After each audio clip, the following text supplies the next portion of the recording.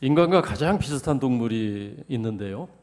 어떤 동물이 인간과 가장 닮았을까요? 많은 사람들이 침팬지를 이야기합니다. 침팬지가 사람과 가장 유사하다는 거예요. 신체적인 구조도 그렇고 직립보행을 하지 않습니까? 대부분의 동물들이 네 발로 기어다니는데 침팬지는 사람 모양처럼 사람처럼 직립보행이 가능합니다. 그리고 또 사람처럼 긴 팔을 가지고 있어서 그 긴 팔을 사용해서 과일을 따서 먹기도 하고 또 도구를 나름대로 또 만들어서 사용을 할 줄 아는 지능을 갖고 있어요. 이 침팬지의 지능이 검사를 해보면 대략 한 70, 80 정도 나온다고 합니다. 그러니까 70, 80 정도면은 웬만한 어린아이 한 4살, 5살 되는 어린아이 정도의 그런 IQ를 가지고 있다고 하면 사실 사람과 상당히 닮은 꼴을 한 그런 동물이라고 할 수 있습니다.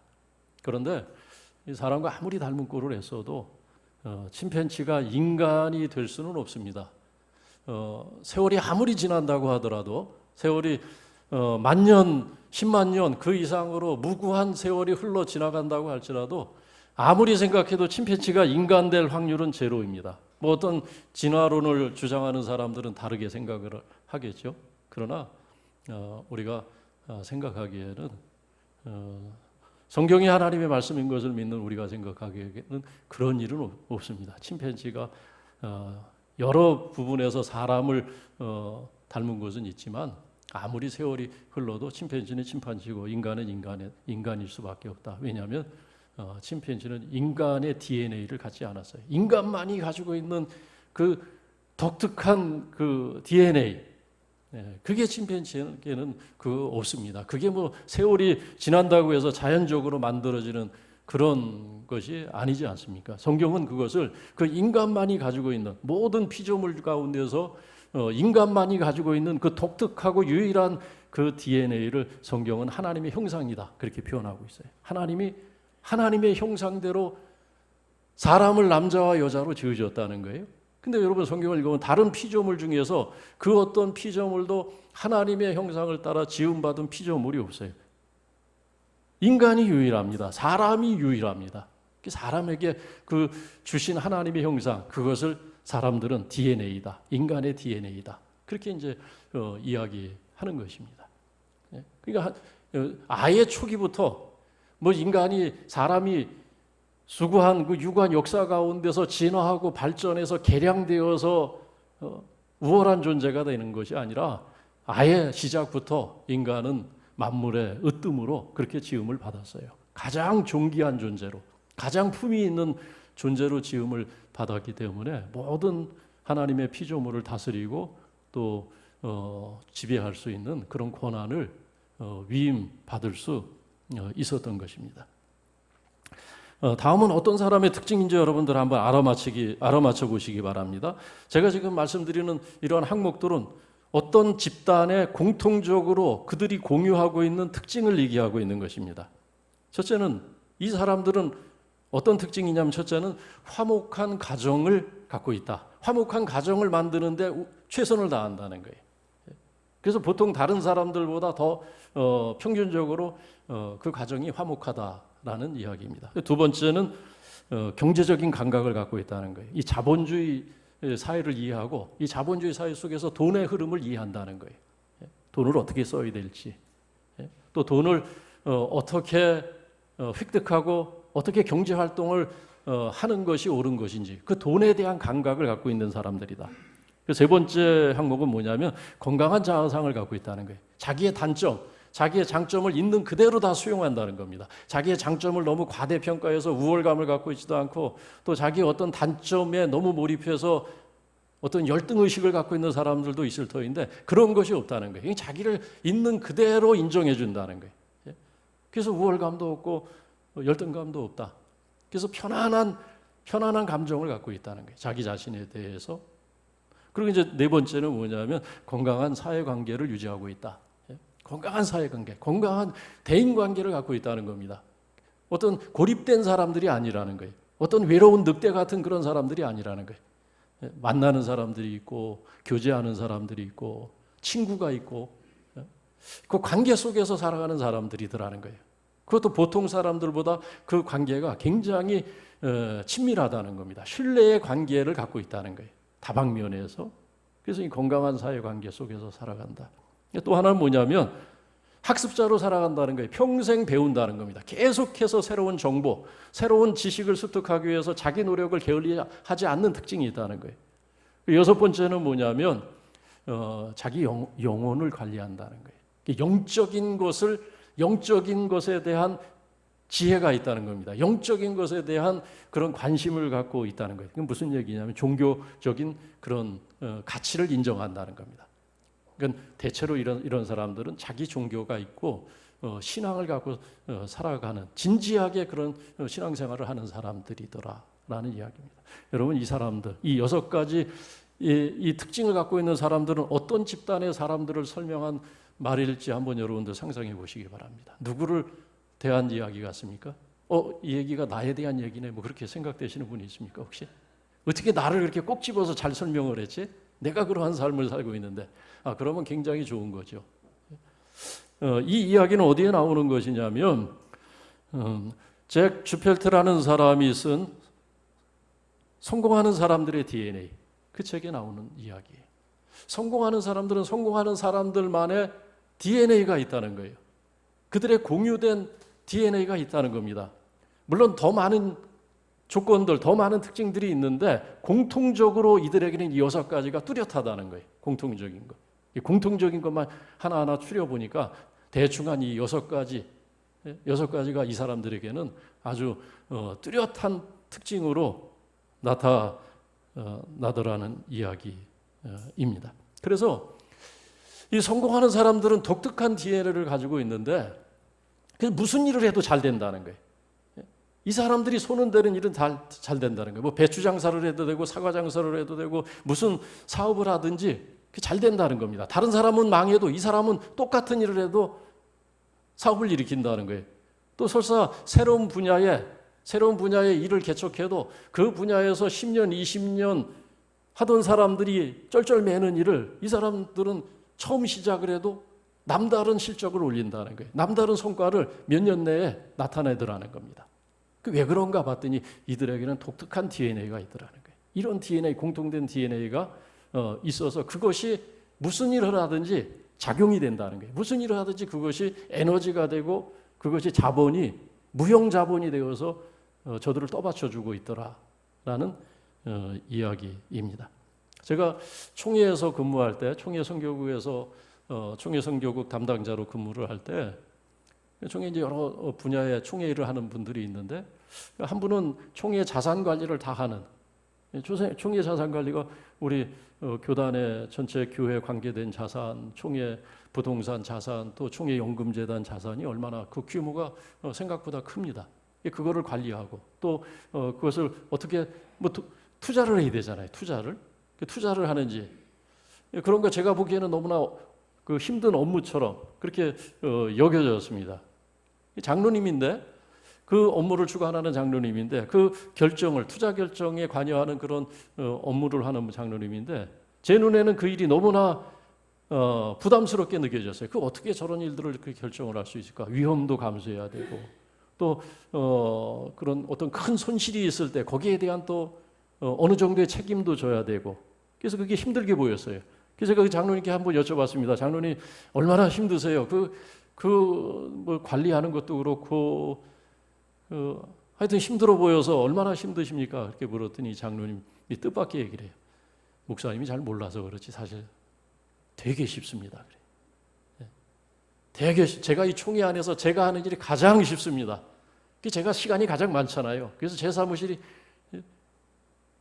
그냥 사랑방이잖아요. 정말 그 장로님 사무실은 사람들이 계속 하루 종일 드나들면서 커피 마시고 무슨 사랑방 같은 그런 공간으로 사람들이 찾아갑니다. 그래서 무슨 말인가 했더니 이분이 왜 지금과 자기가 하는 일이 자기는 그런 데입니다. 대한민국에서 장사를 가장 잘하는 사람만 쫓아간대요. 장사를 가장 잘하는 사람만 거기에만 집중을 한다는 거예요. 목사님, 대한민국에서 장사를 가장 잘하는 사람이 누굽니까? 삼성이라는 거예요. 삼성이 하는 일이 안 되는 거 맞습니까? 삼성이 손을 대면 다 된다는 거예요. 여러분, 그래서 삼성 계열사들 다 보세요. 다 잘 됩니다. 여러분, 삼성이 그 계열사 연 매출이 우리나라 GDP의 17%를 차지해요. 앞으로 아마 더 규모가 커질지도 모르겠어요. 17%, 18%. 엄청난 규모 아니에요. 한 개 기업의 계열사들이 삼성전자 하나만 해도 우리나라 전체 GDP의 8%를 차지한다고 합니다. 삼성이 하면은 돼요, 이게 보니까. 삼성 바이오로직스 몇 년 전에 창업을 해서 시작을 했잖아요. 얼마나 그 규모가 커졌어요? 얼마나 그 매출 규모가 커졌습니까? 그래서 자기는 다른 고민 안 한다는 겁니다. 자기가 경영학을 공부했지만, 경제학을 공부했지만, 뭐 앞으로 경제 전망을 하고, 그리고 재무제표를 읽어가면서 분석을 하고, 그거 안 한다는 거예요. 그냥 삼성에만 집중한다는 거예요. 삼성에만 투자한다는 거예요. 손해 한 푼도 안 받습니다. 그 뭐로 고민합니까? 그냥 잘하는 회사 것만 하면 됩니다. 무슨 얘기냐면, 삼성이 하면 된다는 건 무슨 얘기냐면, 삼성의 독특한 DNA가 있다는 거예요. 삼성만의 독특한 DNA. 그래서 삼성이 손을 대면 그 기업이 살아나는 거예요. 판로가 열리고 매출이 생기고 공장만 세우면 기계가 돌아가더라는 이야기입니다. 인간이 인간 되도록 하는 DNA가 있고, 성공하는 사람은 성공하는 사람들만의 독특한 DNA가 있고, 삼성은 삼성만의 DNA가 있는 것입니다. 그렇다고 하면은 이 교회의 DNA는 무엇일까? 우리의 DNA는 뭘까? 성도가 성도 되게 하는, 저 사람은 그리스도인이라고 얘기할 수밖에 없다. 저 사람은 세상이 변해도 그리스도인이다. 그가 말하는 것, 그가 생각하는 것, 그가 판단하는 것, 그 모든 것은 결국은 그의 DNA에 의해서 결정이 된다고 할 수 있는, 그 성도가 성도 되게 하는 DNA가 있지 않겠습니까? 교회가 교회 되게 하는, 초대교회든지 그리고 중세교회든지 오늘 21세기의 이 시대를 살아가는 교회든지 우리 성도들만의 그런 DNA가 있다는 것입니다.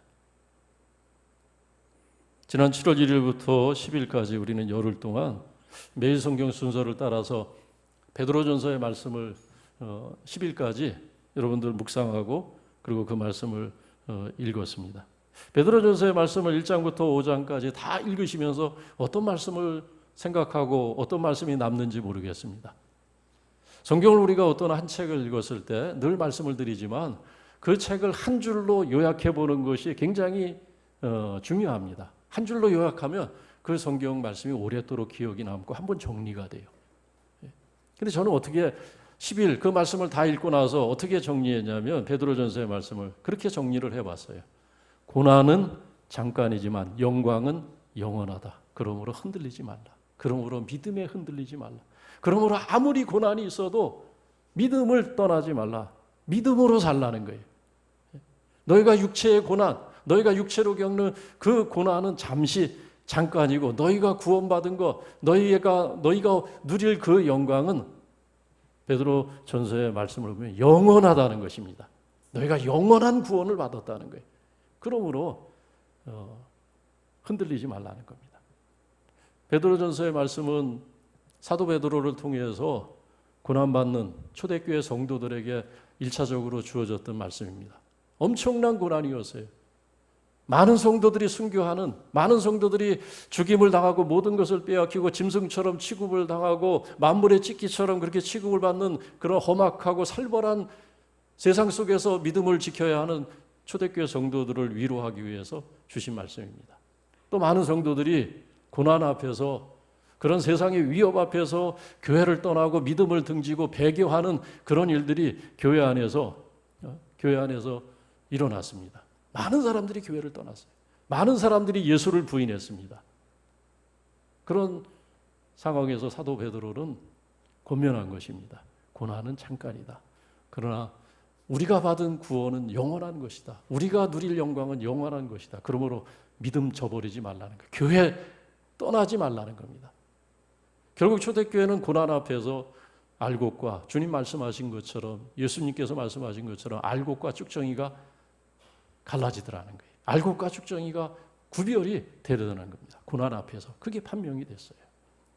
여러분, 우리는 그런 초대교회처럼 그런 살벌한 고난의 시대를 살고 있는 것은 아니지만, 그렇다고 만만하지 않은, 결코 쉽지 않은 그런 도전 앞에 우리 한국교회가 마주하고 있고, 그런 도전 앞에서 우리가 이제 우리의 선택을 해야 되는 그런 준엄한 그런 시간이 우리에게 점점 다가오고 있는 것 같은 그런 시대를 우리가 살고 있지 않습니까? 코로나라고 하는, 전염병이라고 하는 이 상황 앞에서 너무나 많은 사람들이 예배를 포기합니다. 너무나 많은 사람들이 교회를 멀리해요. 그냥 언론에서 한번 떠들고 방송에서 얘기하면 교회가 무슨 위험시설인 것처럼, 그리고 교회를 멀리하고 예배를, 주일 예배를 포기하고, 그리고 또 다른 데는 온데방데 다 다녀요. 백화점 가고, 북적북적 때는 식당 가서 식사하고, 북적북적 때는 카페 가서 차 마시고, 다른 데는 다 가요. 마스크도 쓰지 않아요. 보면 식당 가서 마스크 쓰고 밥 먹는 분들 와서, 식당 가서 어떻게 마스크 쓰고 밥을 먹겠습니까? 카페 가보세요. 마스크 쓰고 있는 사람이 있습니까? 제가 지난 일주일 7일을 살면서 제 삶의 반경에서 가장 안전하고 가장 깨끗했던 것은 교회더라고요. 교회가 가장 깨끗해요. 다 마스크 쓰고 계시잖아요. 일주일 동안 제가 만났던 그런 관계 속에서 교회에서 만났던 분들이 가장 방역을 잘하더라고요. 다 마스크 쓰지 않습니까? 뭐 어떤 사람들 만나면, 어떤 장소에 가서 만나면 마스크 쓴 사람들이 없어요. 그런데도 많은 사람들이 교회를 멀리하고 예배를 멀리하는, 우리 교회는 덜합니다. 그런데 얘기 들어보면은 어느 교회는 뭐 3분의 1이 줄었다. 3분의 1이 교회를 안 나온대요.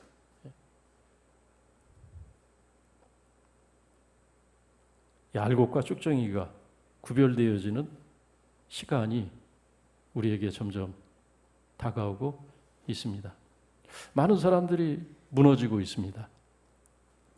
지난 7월 8일 중앙재난대책본부에서 추가적인 그런 교회에 대한 방역 지침이 발표가 되었습니다. 정규 예배 외에는 모든 소그룹 모임, 식사, 행사 금지한다. 권면한다가 아니라 금지한다로. 그리고 어겼을 시는 벌금을 부과하겠다. 그런 발표가 있어서 이 두 가지 반응이 있더라고요. 그것 때문에 이제 교회를 더 멀리하는 사람, 그것 때문에 예배를 포기하는 분들이 있어요. 아, 교회가 이거 위험한 데구나. 그런 반응이 하나 있고요. 또 한쪽에서는 이거 너무 과하다. 너무 이 왜 교회만 그렇게 제한하느냐? 왜 천주교 불교에서도 확진자들이 안 나온 것이 아닌데, 불교에서도 사찰에서도 집단 발병을 했는데 왜 교회만 가지고 그렇게 제한하느냐? 이 형평성에 문제가 있다. 그럼 공무원들도 소그룹 하지 말고, 회의하지 말고, 공무원들도 구내식당 운영하지 말라. 구내식당에서 밥 안 먹느냐 하면서 뭐 전화를 해서 항의를 하고, 뭐 유튜브에 보면 난리가 났어요. 난리가 났어요. 왜 애국자들이 그렇게 많은지. 공산주의적인 발상이다, 사회주의적인 발상이다 하면서 갑론을박이 심각합니다. 여러분, 우리가 어느 말에 귀를 기울여야 되겠습니까? 어느 말에? 우리가 이러한 세상에서 중심을 잡지 못하면 이 말도 옳은 것 같고 저 말도 옳은 것 같고, 그러면서 예배는 점점 멀어지고, 그러면서 교회는 점점 멀어지는 그런 영적인 쇠퇴를 경험할 수 있습니다. 정규 예배를 하라는 거예요. 정규 예배. 정규 예배가 뭐예요? 주일 예배, 수요 예배, 새벽기도, 이건 정규 예배예요. 정식으로 드리는. 이건 우리에게 필요 조건입니다. 교회가 교회되게 하는 필요 조건. 이 예배는 드리라는 겁니다. 이 예배는 드리지 않으면서 무슨 발표만 있으면 그냥 지레 겁을 먹고 예배를 쉽게 포기하는 그런 경우가 얼마나 많이 있습니까? 예배하라는 거예요. 예배하라는 거. 그리고 또 정규 예배 그거 다 하지 않으면서 마치 그냥 모든 것 하라는 것도 하지 못하면서 모이지 못하게 한다는 거, 그 소그룹 모임. 여러분 식사하는 거 소그룹 모임 그게 뭐 필요 조건입니까 그게?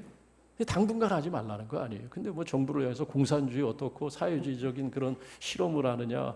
당신들 그럼 밥 먹지 마라. 여러분 공무원들이 회사에서 밥 안 먹고 어떻게 일을 하겠어요? 그들에게 밥 먹는 건 필요 조건이에요. 오후 일해야 되기 때문에. 우리가 밥 안 먹는 건 그건 필요 조건이 아닙니다. 그 집에 가서 먹으면 돼요. 근데 그것하고 똑같은 선상에 나와서 그게 무슨 논리적인 항변이라도 되는 것처럼 이야기하고 뭐 공산주의로 몰아세우고 이 정치적인 판단을 왜들 그렇게 많이 하는지 모르겠어요.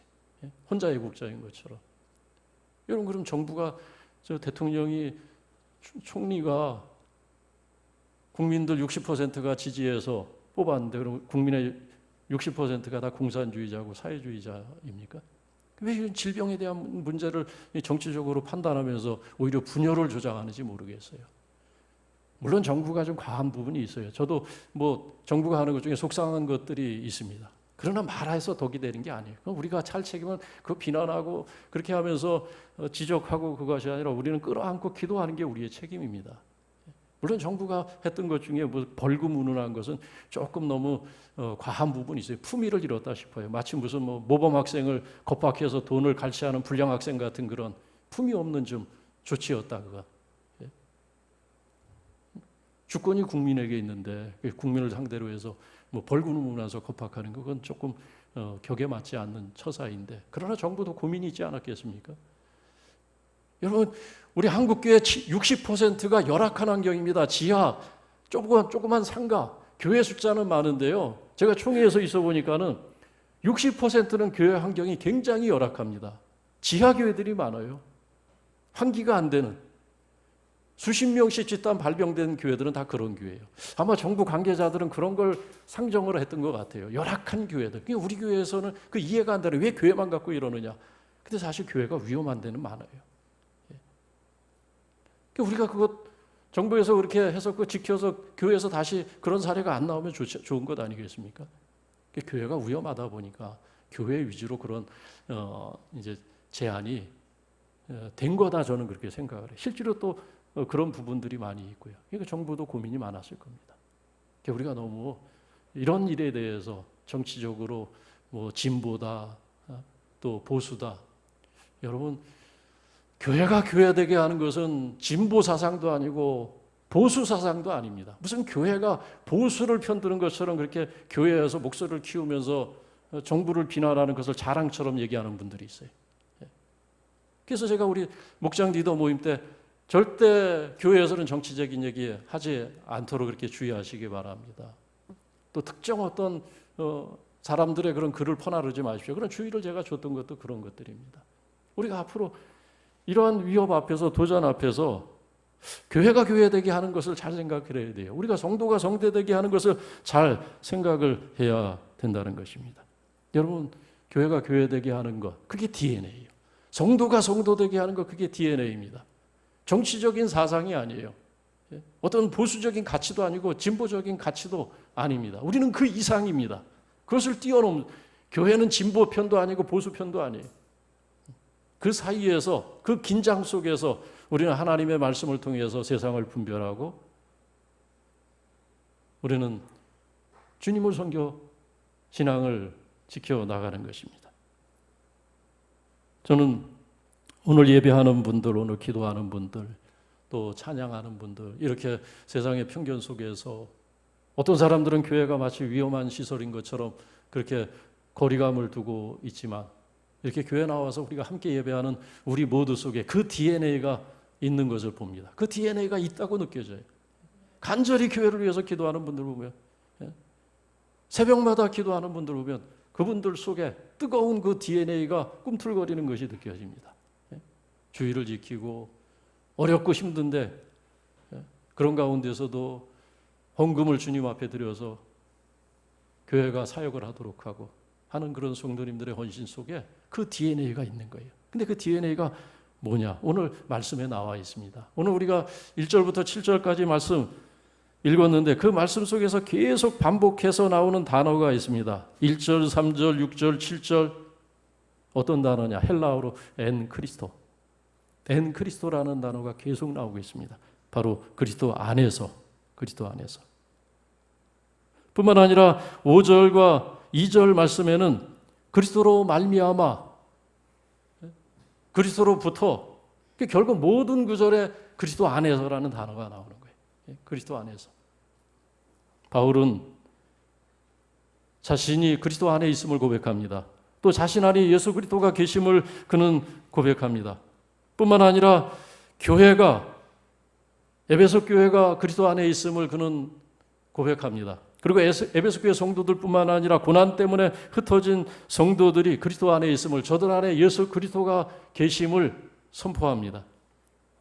그리고 오늘 본문 말씀에 보면은 우리가 신앙으로 고백하는 모든 것들이 표현된 단어들이 계속해서 나오는데, 은혜, 평강, 신령한 복, 예정과 선택, 죄사함, 이런 단어들이, 우리의 신앙 고백을 표현하는 그런 단어들이 이 짧은 1절부터 7절까지 집중적으로 지금 나오고 있어요. 하나님의 은혜가 어떻게 우리에게 나타났습니까? 우리가 어떤 방법으로 죄사함을 얻게 되었습니까? 우리가 어떻게 하나님의 아들들로, 하나님의 자녀로 택정함을 입고 선택함을 받았습니까? 우리가 어떻게 평강을 누리고 이 세대 가운데서 어떻게 우리가 주님의 은혜를 누리며 신령한 축복을 얻는 자들이 되었습니까? 다 예수로 말미암아서요. 예수 그리스도 안에서 이루어진 일이라는 것입니다. 예수 그리스도 안에서 하나님이 우리를 택정하셨어요. 선택하시고 예수 그리스도로 말미암아 우리가 죄사함을 받고 구원을 받았고, 그래서 너희 안에 예수가 있다는 겁니다. 너희 안에 예수. 그래서 에베소서, 이제 오늘부터 읽게 된 이 에베소서의 말씀, 1장부터 6장까지의 말씀, 결론을 미리 말씀드립니다. 에베소 전체의 주제는 뭐냐? 베드로전서 전체의 주제는 고난은 잠깐이지만 영광은 영원한 것이니 믿음에 흔들리지 말라는 말씀이 전체의 주제라고 한다면, 에베소서 6장까지 전체의 주제는 예수가 우리의 DNA다.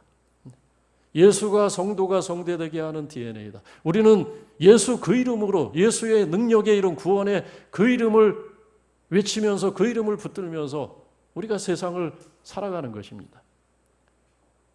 어떤 사상이 아니고, 어떤 주장이 아니고, 어떤 신념이 아니라는 이야기입니다. 예수가 성도를 성도되게 하고 교회가 교회되게 하는 것입니다. 교회 안에는 예수의 은혜가 충만한 것이 교회예요. 교회 안에는 주님의 말씀이 충만한 것이 교회입니다.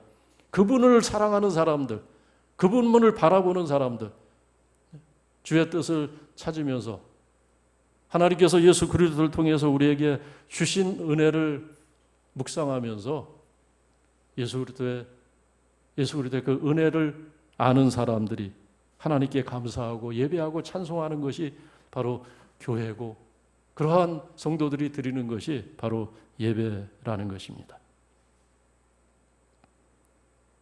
이 DNA, 예수라고 하는 그 DNA가 우리 안에 있으면 우리는 어떠한 어려움이 와도 예배를 포기하지는 않을 겁니다. 예배 포기하지 않을 거예요. 근데 교회를 10년, 20년, 30년 다닌 분들이 예배를 포기한다?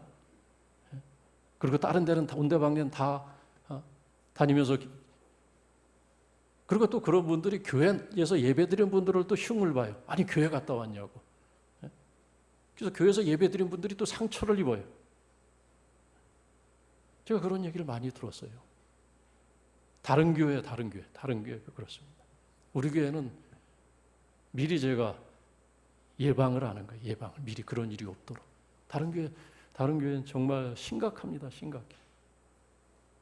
30%가 교회를 떠났어요. 30%가. 흔들리는 분들이 또 많아요. 이 정부에서 7월 8일 같은 그런 대책을 발표했으니 그 내용을 또 자기 편한 식으로 해석을 해서 지레 겁을 먹고 주춤하는 분들이 또 얼마나 많겠습니까? 아니, 이 거룩한 DNA가 우리에게 없다면 결국은 흔들리게 되고, 결국은 언젠가는